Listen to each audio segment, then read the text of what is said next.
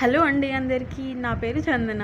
ఈరోజు మన ఛానల్లో చూపించబోయే రెసిపీ వచ్చేసి నా ఫేవరెట్ అండి, ఆలూ ఆమ్లెట్. చాలా బాగుంటుంది.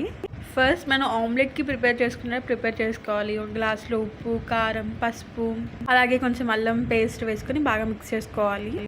అలాగే ఈ మసాలా రెసిపీ కావాలంటే కమెంట్ చేయండి, నేను అప్లోడ్ చేస్తాను. అవన్నీ వేసుకొని బాగా మిక్స్ చేసుకున్న తర్వాత మీ ఎగ్స్ ఎలా తింటారో దాన్ని బట్టి తీసుకోండి.